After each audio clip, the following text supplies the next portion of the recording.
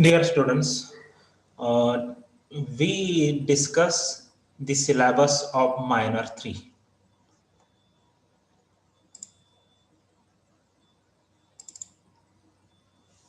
Okay, so we quickly go through all the syllabus. It is higher order linear equations. So nth order linear differential equation is defined like this: p0 of x into nth derivative of y plus p1 of x into n minus 1 order derivative of y plus and so on plus pn minus 1 of x into dy by dx plus pn of x into y equal to z of x. And here the functions p0 of x, p1 of x and so on, pn of x, these are continuous functions of x and these are real value. The domain is some open interval. Of course, we need p0 of x to be non-zero, and then we can divide this equation by p0 of x, and we can have leading term to be 1. Okay.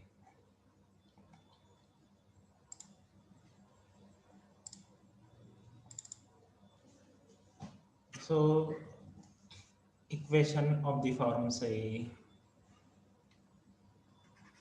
y double dash plus 4y equal to 0. It is a linear differential equation.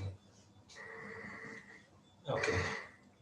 So linear means the dependent variable y and its derivatives should appear in degree 1. That means this equation y double dash square plus 4y equal to 0, this is non-linear. Okay. Right hand side may be some function of x. Say you can have fourth derivative of y plus 7x into y dash is equal to sine x. This is also linear equation. Note that the function sine x is not a linear function in x, but that doesn't matter. Okay, this is right hand side function. So this can be any continuous function in x. Okay, so we may have say y dash plus x raised to 4 into y equal to e raised to x. Okay, so the terms in x are not linear, but that doesn't matter. These are continuous functions. Okay, so the coefficient functions and the right hand side function, these are continuous functions. This is sufficient. So this is also linear. Okay.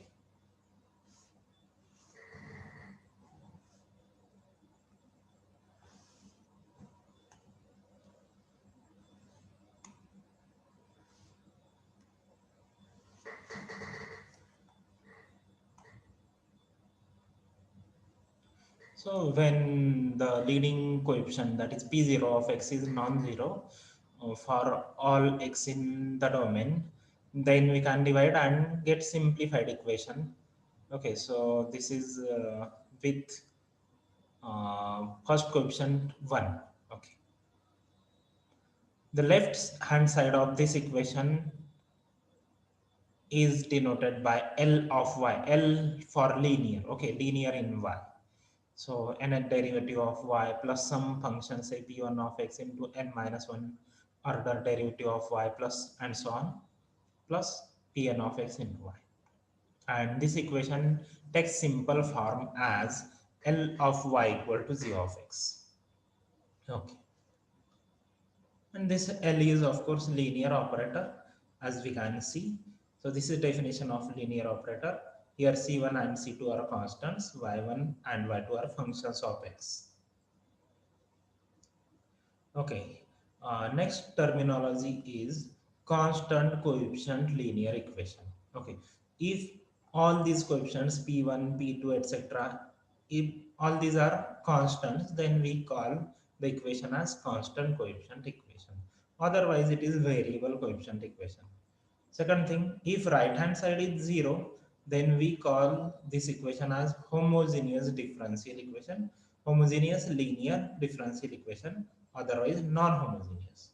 Okay.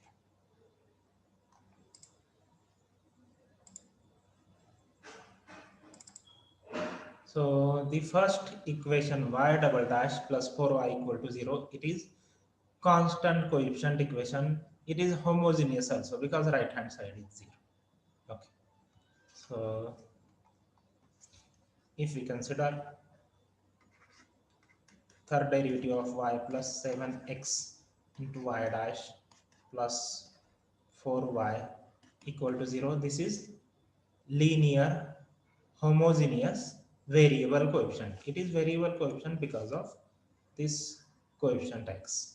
Okay.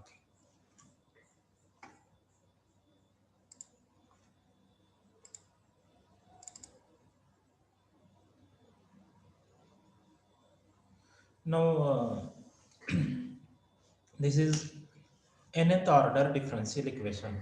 Okay, so if we find general solution, then it will contain uh, n number of arbitrary constants. Okay, so the constant c1, c2, and so on, cn will be in the general solution of this differential equation. Now, if we want unique solution, then we need to provide some initial conditions.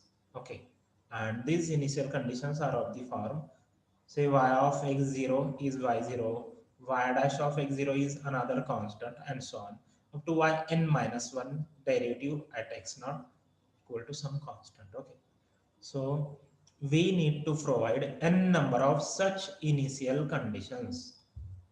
Then all these constants c1, c2 to cn, this can be determined, and we will get unique solution in that case.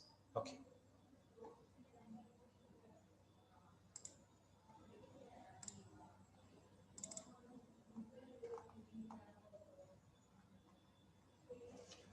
So if we have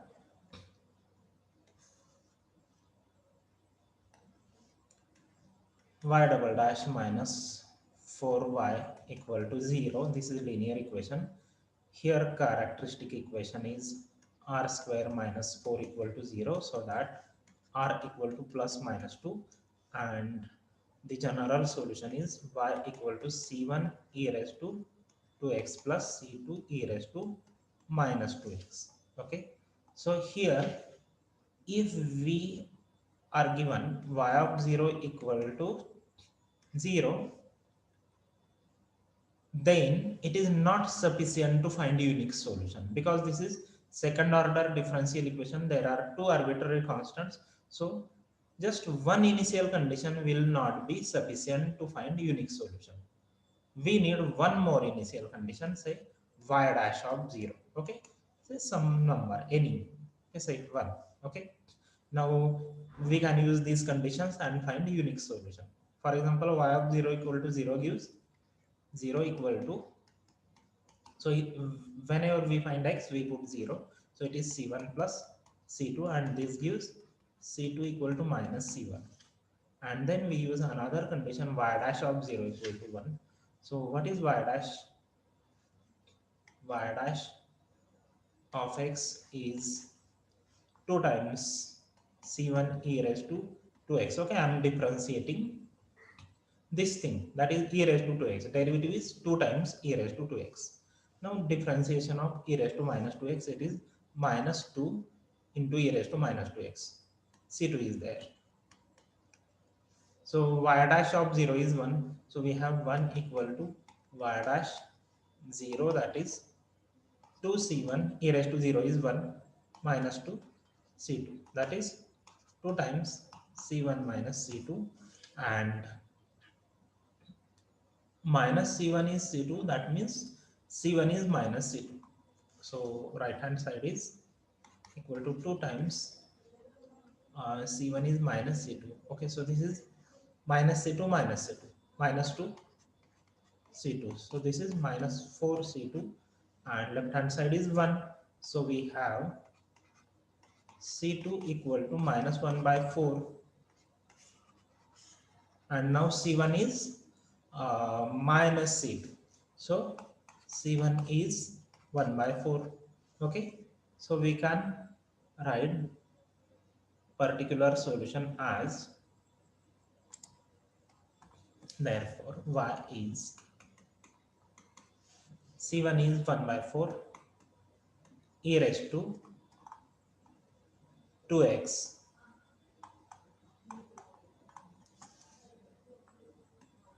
plus c2 is minus 1 by 4 e raised to minus 2x. Okay, so this is unique solution. Okay, no arbitrary constant is involved in this solution. Okay, so this was second order differential equation we provided to initial conditions, and we obtain unique solution. Okay, so remember this.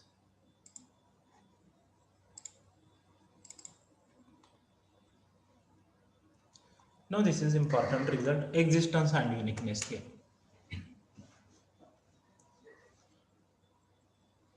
If the functions p1, p2 and so on, pn and g are continuous, okay, we need all these as continuous functions defined on some open interval I, then there exists exactly one solution to differential equation to satisfying initial conditions 3. Okay, so if we have nth order differential equation and we have n number of initial conditions given in equation 3. Equation 3 means these initial conditions. Okay, then we will have unique solutions.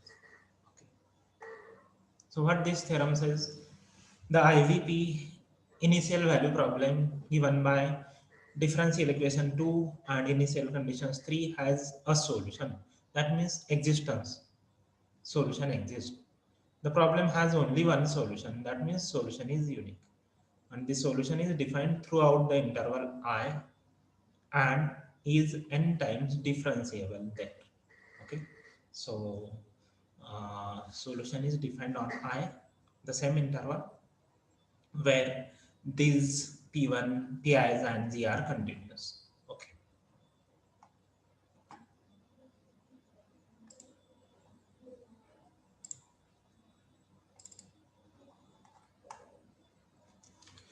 note that if we multiply a given differential equation by some function throughout, then I mean, we have to cancel the common term in the given differential equation, and then we can decide whether it is constant coefficient or whether it is homogeneous, etc. Okay, so for example, if I am writing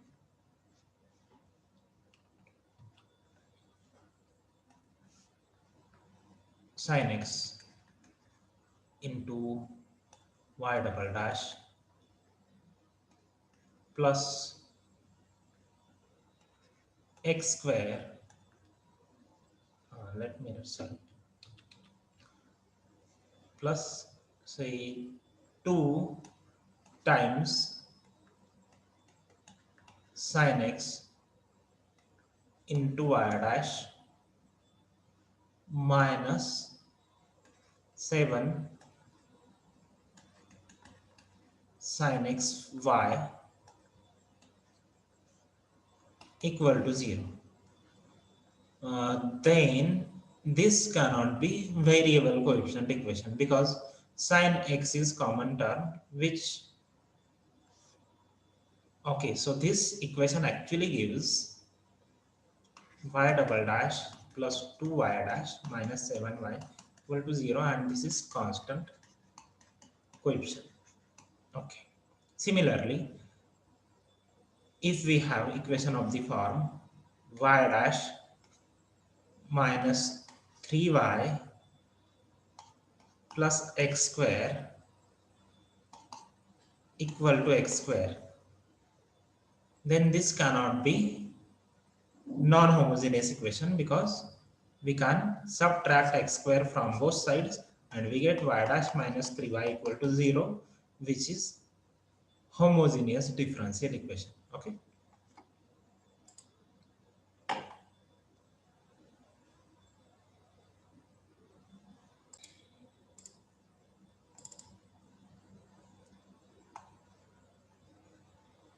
Okay, so here continuity of all these functions is necessary. Okay, even if a single function is not continuous, then we cannot guarantee existence and uniqueness. Next topic is homogeneous differential equation. Okay. Now we consider g of x to be 0. That means the right hand side is 0. Okay. So here first thing is principle of superposition. If y1, y2 and so on, yn are solutions of this differential equation L of y equal to 0, homogeneous, then the linear combination, that is c1 y1 plus c2 y2 plus and so on cn yn, is also a solution. Here c1, c2 and so on cn are arbitrary constants, any constants. Okay, so such linear combination is also a solution. Okay, proof is not difficult because we already have seen that L is a linear operator. So such combination will always provide a solution. Now next definition is Wronskian. Okay, so suppose we have y1, y2 and so on yn as solutions of homogeneous differential equation L of y equal to 0. Okay, so how to find Wronskian of these solutions?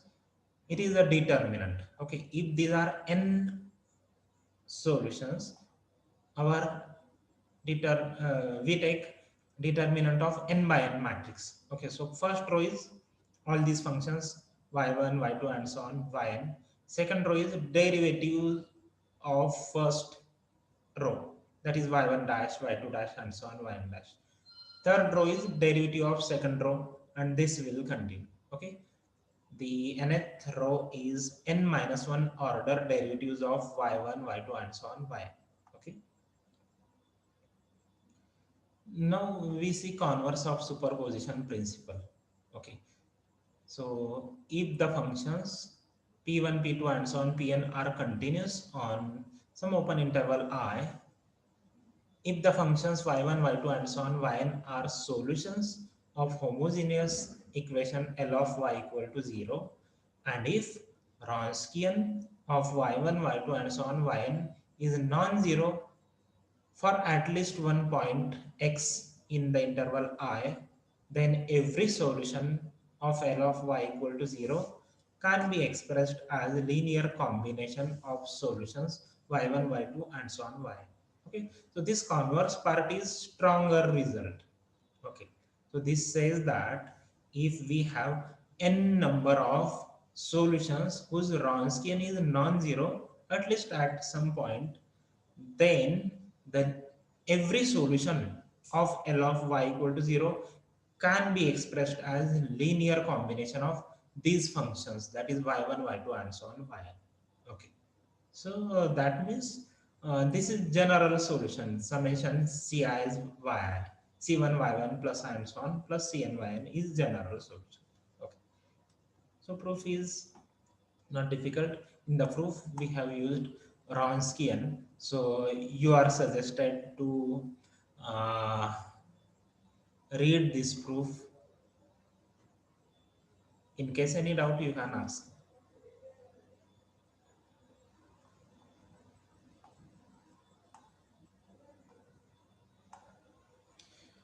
A set of solutions y1, y2 and so on yn of L of y equal to 0 whose Wronskian is non-zero is called as a fundamental set of solutions. Okay, so just we have seen that every solution of L of y equal to 0 can be linear combination of such solutions y1, y2 and so on yn.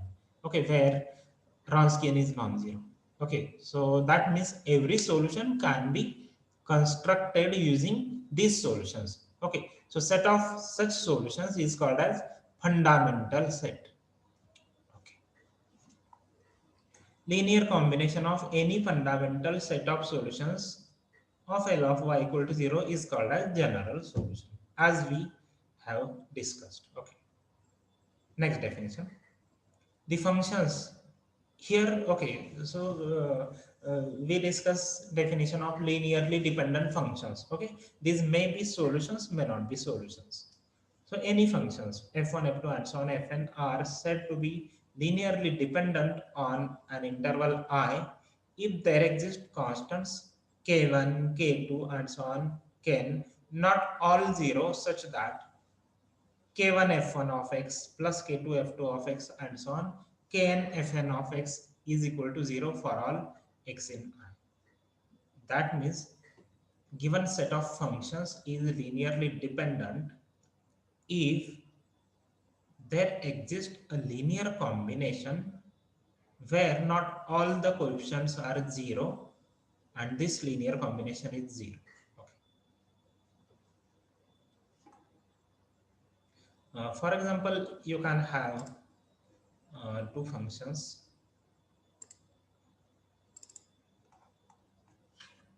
say f1 of x is x square, f2 of x is minus x square. These are linearly dependent. So we have to provide two constants, not both 0, say k1, k2, such that k1 f1 plus k2 f2 is 0. Okay, k1 and k2 not both 0. Okay, so it is not difficult to find such k1, k2. So let us take k1 to be minus 1, sorry, k1 to be 1, k2 to be 1. Okay, so that is k1 f1 of x plus k2 f2 of x equal to x square minus x square, and it is 0 for all x in the domain. Note that k1 k2 both are non-zero. Okay, so this is linearly dependent.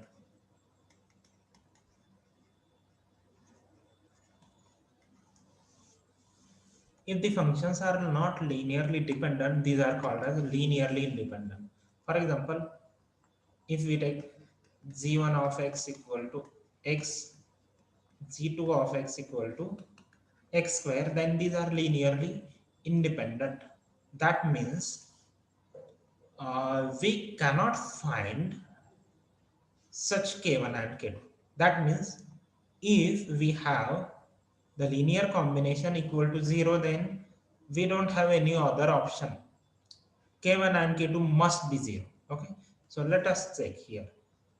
If we have such thing, k1 z1 of x plus k2 z2 of x equal to 0, that means k1x plus k2x square equal to 0, then we must have k1 and k2 0. Let us, okay, so what this means, x times k1 plus k2 x square equal to 0. Of course, this is for all x. Since this is true for all x, okay, so this gives two things. First thing, either x equal to 0. Okay, so product of two terms 0. So either first term is 0 or second term is 0. This 0 or k1 plus k2 x square equal to 0.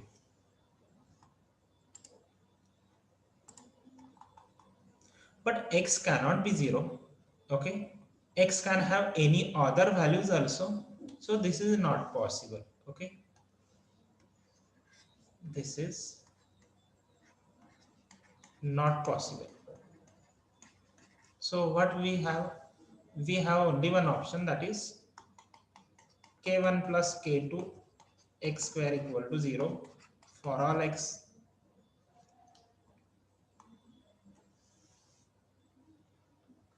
Therefore, we must have k1 as well as k2 equal to 0. Okay, if not, then what we get? Therefore k1 equal to k2 equal to 0. If not, suppose at least one is non-zero. Okay,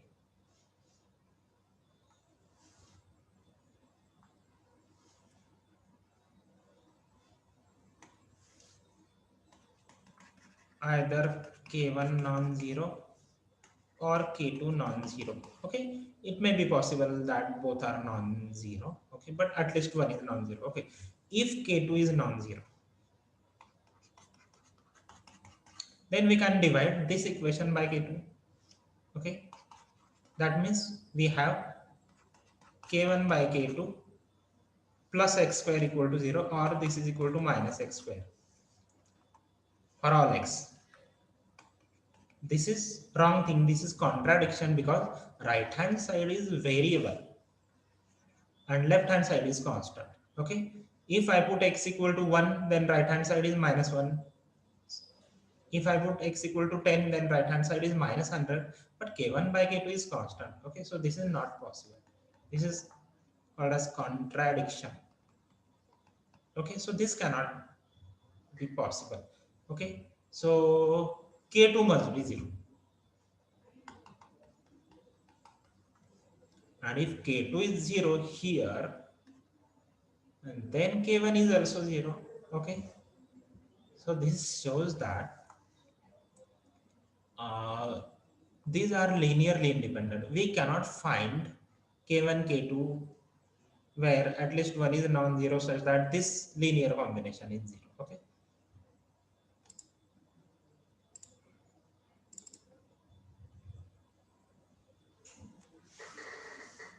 the functions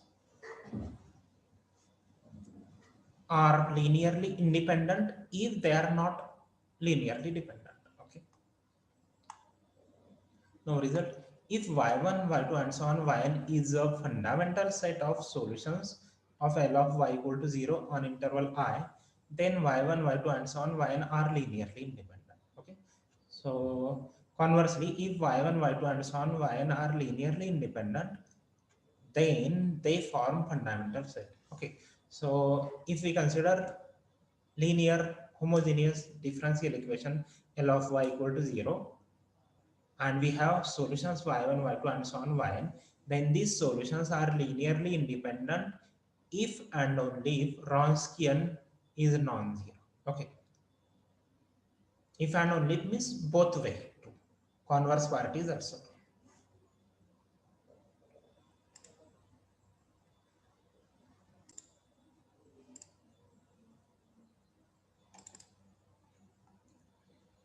Now we discuss homogeneous equations with constant coefficients. Okay, so we consider equation of the form a0 nth derivative of y plus a1 n minus 1 derivative of y plus and so on plus an minus 1 y dash plus an y equal to 0, where a0, a1 and so on, an minus 1, an, all these are constants, real numbers. Okay, and we take a0 to be non-zero. And of course, we can divide throughout by a0, and we can make the leading coefficient, that is for coefficient of nth derivative of y, to be 1. Okay. Now we define characteristic polynomial. So here characteristic polynomial, to find characteristic polynomial, we just have to replace nth derivative of y by r raised to n. Okay. So kth derivative of y by r raised to k. Okay. So here it is power of r, and here it is order of derivative. Okay. So for this equation, our characteristic polynomial is a0 r raised to n plus a1 r raised to n minus 1 plus and so on plus an minus 1 r plus n. Okay, we call it as z of r, and roots of z are very important because e raised to rx is solution. Okay, so if r1 is solution, then solution of this equation z of r equal to 0, then we have z of r1 is 0, and this gives L of e raised to r1 x equal to 0. That means e raised to r1 x is solution. Now we discuss various cases. First case is real and unequal roots of z of r. If we have r1, r2 and so on rn as real and distinct roots, unequal means distinct, then e raised to r1x, e raised to r2x and so on, e raised to rnx, these are solutions as we already have seen. Further, the Wronskian of these functions is non-zero. It can be checked easily. So this linear combination c1 e raised to r1x plus and so on plus cn e raised to rnx, this will form general solution. So here in this example we have two roots minus 2 and minus 3. These are real and distinct. So general solution is c1 e raised to minus 2x plus c2 e raised to minus 3x. If we have complex roots of the form alpha plus I beta, then of course there is another root that is alpha minus I beta also. Then the general solution is given by linear combination of e raised to alpha x into cos beta x and e raised to alpha x sin beta x. Okay. So here is one example where roots are plus minus I, that means alpha is 0, beta is 1. So general solution is c1 e raised to alpha x e raised to 0x is 1. So c1 into cos beta is 1. So cos x plus c2 sin x. Another example where roots are 2 plus minus 3i. Alpha is 2, beta is 3. So general solution is c1 e raised to alpha x, that is c1 e raised to alpha x cos beta x plus c2 e raised to alpha x sin beta x. That is e raised to 2x, which is common, e raised to alpha x into c1 cos 3x plus c2 sin 3x. If the roots are repeated, then the situation is different. So if A is repeated root, we have second order equation. Then our characteristic polynomial is second degree. If we have A as repeated root, then the fundamental set of solution is given by e raised to ax and x into e raised to x. Okay. It can be checked using Wronskian. So general solution is c1 e raised to x plus c2 x into e raised to x. If we have higher order things, if root is repeated 3 times, then fundamental set related to the root a is given by e raised to x, x into e raised to x and x square e raised to x. And this can be continued. So here the root minus 2 is repeated twice. So general solution is c1 plus c2x e raised to minus 2x.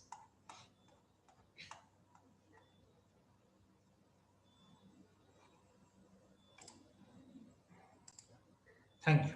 Best wishes.